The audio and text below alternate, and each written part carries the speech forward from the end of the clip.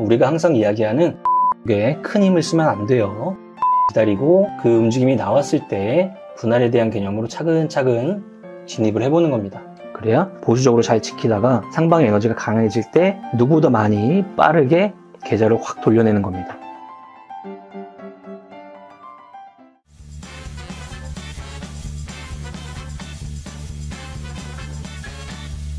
최근 각종 SNS에 이정윤 세무사님을 사칭한 사례가 늘고 있습니다. 밸런스에서는 어떠한 형태로든 리딩방을 운영하지 않으니 각별한 주의를 요망합니다. 몽나님! 안녕하십니까? 안녕하세요, 몽나님. 물 탔나요? 당연히 안 탔죠. 그쵸? 하루에 개별 종목의 등락은 있었어요. 근데 지수를 계속 보면서 확인을 해봤는데요. 추세적인 반등이란 이미지는 없었습니다. 그리고 2시경이에요. 2시경에 지수의 상황이 코스피, 코스닥, 양시장 모두 한번 방향성이 꺾이더니 장 마감까지 쭉 유지해서 진짜 이렇게 빨리 여기가 온다고 할 수 있는 2580단이 왔습니다. 자료 보면서 한번 체크해보자. 자, 오늘 코스피 볼게요. 2584 마감했고 0.98% 하락으로 끝났습니다. 우리 전일자에 이야기했던 것처럼 61선과 121선 사이에 들어온 상태에서 121선에 다시 가까워졌어요. 코스닥보다 조금 더 느리게 조정이 들어가고 있는데 방향은 똑같이 들어가는 하루였습니다. 그리고 분봉 전환을 했을 때 이렇게 2시경부터 시장의 방향성이 급격하게 바뀌더니 종가까지 쭉 밀어서 끝났습니다. 어떤 요인이 있었을까요? 여러 가지 요인이 있을 수 있겠지만 특히나 우리나라 산업의 특성상 반도체 업종이 제1산업이기 때문에 그쪽에 특정한 소식이 나왔을 때 자극을 많이 받는 편이에요. 근데 장중에 이제 네덜란드의 노광 장비 독점 기업이죠. ASML이라는 데서 실적 발표를 했어요. 쭉 발표하고 지금 매출액이 얼마고 이익이 얼마고 중요하지 않아요. 근데 앞으로에 대한 이제 가이던스도 이야기하고 이러면서 생각보다 시장의 기대치, 컨센서스보다 퉁 낮은 상태로 일단 발표를 했어요. 당연히 지금을 기점으로 후반기에는 더 강해지겠지만 그런 소식이 들림으로써 시장 전반적으로 일부 영향을 줬고 우리나라 삼성전자도 영향을 받은 것 같아요. EUV 노광장비 독점 기업이기 때문에 어느 정도 영향을 줄 수 있는 거죠. 그래서 삼성전자가 1%가 안 되는 등락을 보이다가 쭉 같이 밀렸습니다. 그게 하나의 이유였던 것 같아요. 그리고 어차피 그게 아니더라도 장중에 개별주가 반등이 일어났다고 하더라도 지수 상태에서는 보다시피 반등에 대한 에너지는 원래 아직까지는 추세 변곡은 없었습니다. 그래서 오늘도 딱히 물타기를 하는 게 좋은 상태는 아니었어요. 코스닥 0.03 양선 마감에서 보합으로 마감했네요. 거꾸로. 오늘은 코스피의 하락 각도가 조금 더 강한 날이었습니다. 외국 시장이랑 비교하면 더 헷갈려요. 왜냐면은 어제 같은 경우는 미국에서 파월이 연준 의장이 이야기를 했는데요. 좀 지연된 거를 어느 정도 이제 계속 이야기하고 있어요. 금리 인하 지연되고 있고요. 물가도 조금 더 지켜봐야 될 것 같습니다. 라고 했음에도 불구하고 시장은 오르는 식의 움직임을 보여줬어요. 반도체 주식도 오르고 막 그랬는데 오늘은 또 중국장은 2%대 상승을 해버렸어요. 근데 우리는 장막판에 더 내려갔고 완전 글로벌 투자 시장들이 각자의 방향성으로 움직이고 있는 하루였어요. 한쪽에 아시아 시장권 내 전반적인 움직임이다 라고 하기에는 우리나라 떨어지고 일본 떨어지고 중국 오르고 막 이러면서 정신이 없는 하루였습니다. 아직은 시장의 변동이 죽지 않았어요. 그리고 금액은 그나마 조금 이제 잦아들고 있는 측면이 보이죠. 어제보다는 오늘 전체적으로 외인 기관, 개인의 매수 규모가 조금씩 잦아들고 있는 모습입니다. 우리가 항상 이야기하는 쭉쭉 힘이 같은 방향으로 가져가는 변곡에서 V자의 왼쪽에 큰 힘을 쓰면 안 돼요. 오른쪽을 기다리고 그 움직임이 나왔을 때 분할에 대한 개념으로 차근차근 진입을 해보는 겁니다. 그 정도인 것 같아요. 지금 시장의 느낌이 어떤 것 같아요? 좋다, 나쁘다? 그렇게 따지면 안 좋다? 그러면 한 달 반쯤 전에 시장 느낌은? 좋다. 그러면 지금 또 기억 안 나지만 거기서 또 한 달 반쯤 또 앞으로 가면? 안 좋다? 복불복인가요? 네. 말하고 싶은 게 그거예요. 네. 시장은 원래 이래요. 근데 보수적인 시장의 분위기가 형성됐을 때는 내가 취하는 전략 자체가 굉장히 보수적이 돼야 돼요. 지키는 장이라는 거거든요. 그러다가 시장의 에너지가 평탄화되고 안정화되는 분위기가 느껴질 때 진입을 분할로 시작하다가 시장 에너지가 상방으로 드디어 강력한 구조로 튈 때 집중을 해줘야 되는 거예요. 그래야 보수적으로 잘 지키다가 상방의 에너지가 강해질 때 누구보다 많이 빠르게 계좌를 확 돌려내는 겁니다. 지금은 보수적인 장이 맞아요. 어느 정도 확인을 해야 되는 장이에요. 그래서 광고 들어갑니다. 4월 27일 날 다음 주 토요일이죠. 매수매도 특강을 또 하게 됐어요. 강남 인근에서 할 거고요. 신청 라인은 이제 뭐 카페에 올려놨죠. 한번 보시면 카페 내용 이렇게 올려놨어요. 사는 자리와 파는 자리를 정해둔 사람 뭐 쭉 써놨습니다. 결론적으로 차근차근 밟아나가다 보면은 공부가 기준이 있는 사람과 없는 사람은 격차가 쫙 벌어집니다.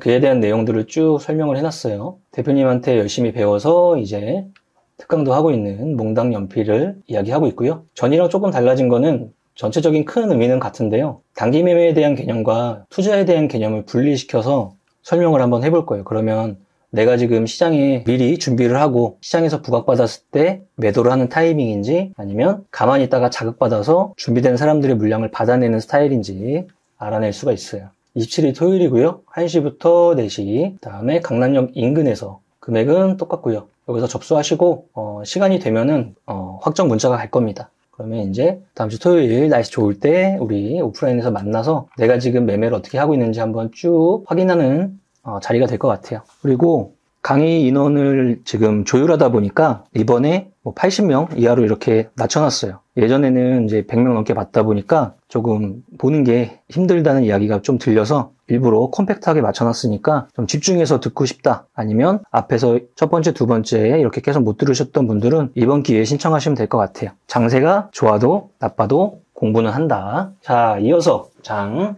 코스피 200 보겠습니다. 삼성전자가 마이너스 1.38%인데 분봉 보면 알아요. 2시부터 이렇게 밀렸죠. 분위기가 일부 어딘가에 반도체 영향을 받았는데 그게 아무래도 그때 실적 발표한 ASML의 영향인 것 같다라고 해석을 해보는 거고요. 8만원 이제 깨졌고 지금 이 상태라면 갭으로 뜬 구간에다가 가로선을 하나 더 쳐놔야 돼요. 이제 금액대는 한 77,000원대에 되겠네요. 그러면 지금 1단계 위쪽의 박스권이 지지선 역할을 하는 8만원이 깨졌기 때문에 다음 지지 역할을 할 수 있는 라운드 피격 가격이나 갭이 채워지는 자리인 77,000원을 일단은 이론적으로는 같이 열어놓고 어디서 돌아나갈 수 있느냐를 체크하는 단계입니다. 아까 코스피 마찬가지예요. 지금 시나리오 1, 61선과 121선 사이에서 돌아나간다. 시나리오 2, 121선을 하회하고 이 밑에 어디서 돌아나간다.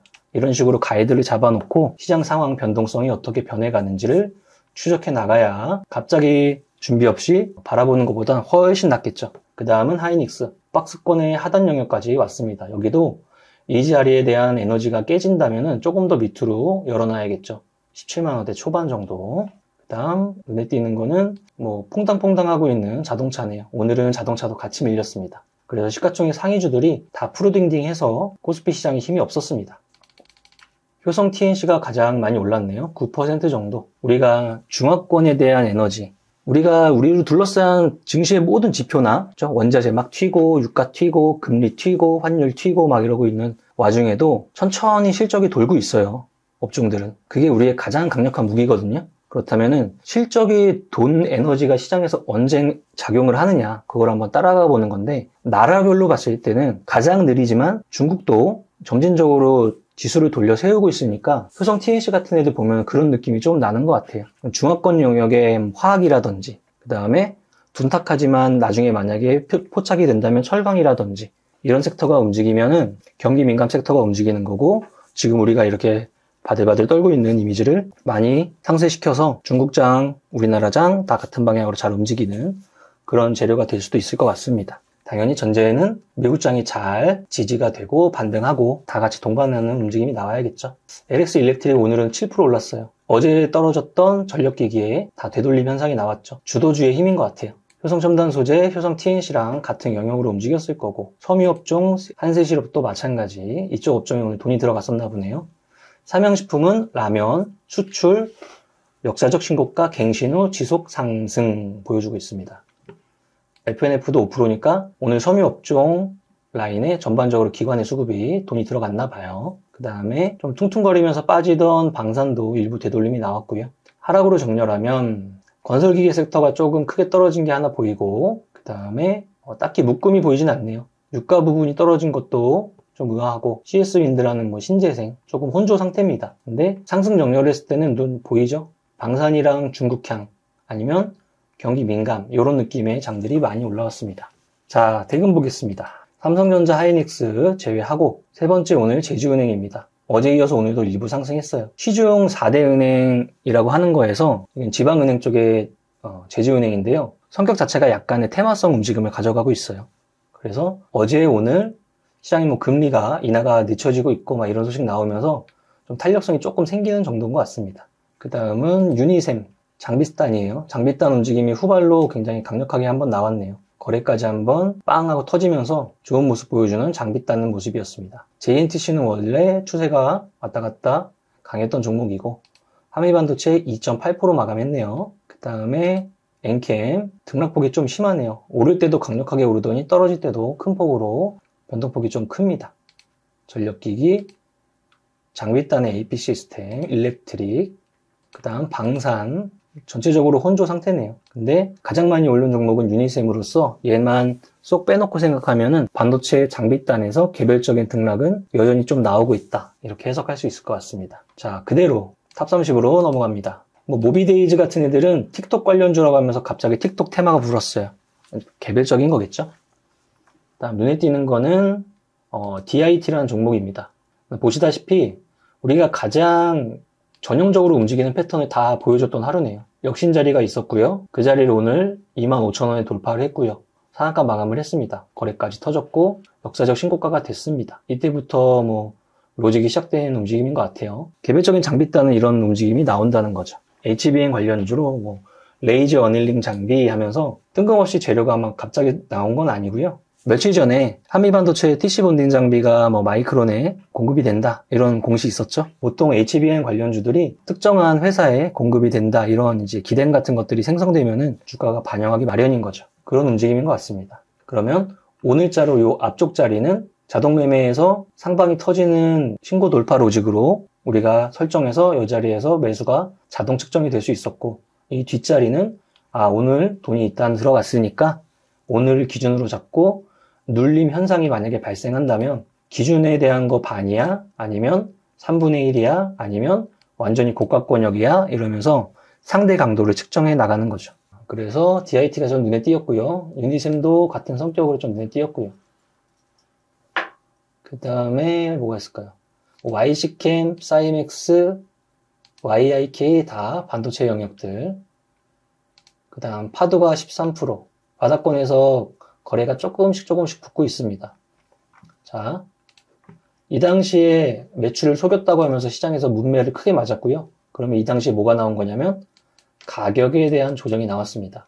그리고 거기서 한 달, 두 달, 석 달, 넉 달, 다섯 달, 6달, 6개월 만에 시간 조정을 끝내고 변동성이 조금씩 거래량이 붙고 있어요. 자, 그러면 이때 당시에 나왔던 매체에 대한 부분은 가격과 시간으로 어느 정도 녹아있는 상태가 된 거죠. 그래서 원래 사업하는 데이터 센터 SSD 컨트롤러 사업 부분이 지금보다는 매출액 기조가 나오면서 후반부에는 낮지 않을 거에 대한 움직임이 작동을 하고 있는 모습으로 보입니다.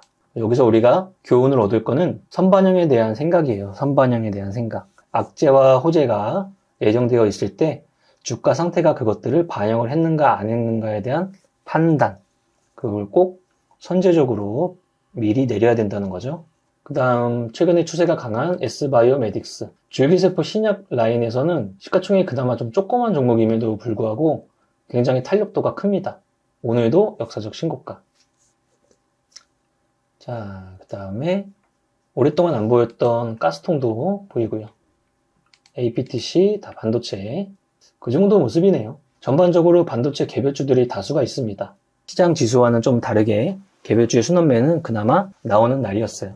이런 거예요. 첫날은 꽝 떨어지고, 둘째 날은 꽝 떨어지고, 셋째 날은 콩 떨어지고, 다음 날은 보합이고, 어떤 날은 숭 오르고, 어떤 날은 보합이고, 어떤 날은 숭 오르고 하면서 변동에 대한 폭이 잦아들어서 V자의 변곡점 어딘가를 갈 거예요. 그 이미지를 떠올려 보세요. 그리고 그 이미지 떠올린 걸 그대로 코스피 차트에다 대입을 하고 생각하세요. 마음이 너무 진정이 안 된다면, 그쵸? 너무 소식 나오면 사고 이런 거에 빠져 있다 보면은 장세 판단을 등한시하고 이럴 때나 저럴 때나 계속 그렇게 매매하기 쉬우니까 지금 같은 장에는 이렇게 좀 잦아드는 구간을 확인하는 단계에 가 있는 겁니다.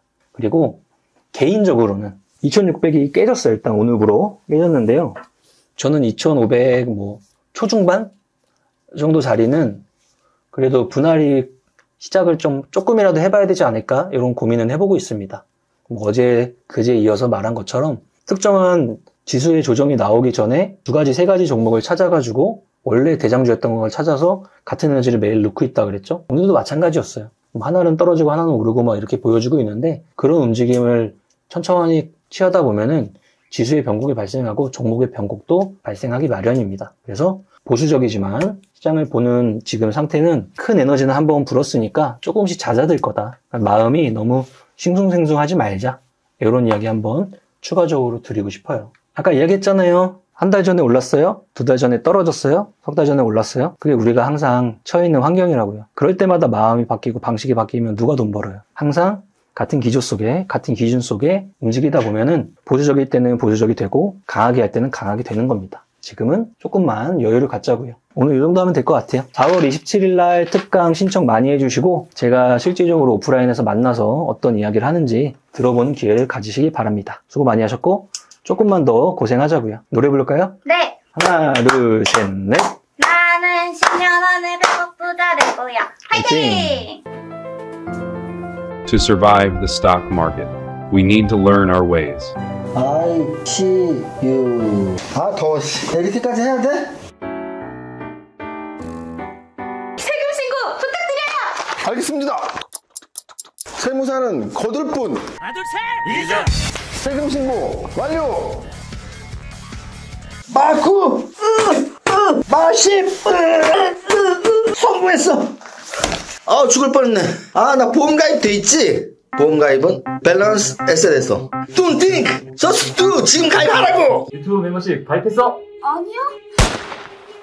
제발 가입해. 이러다 다 죽어.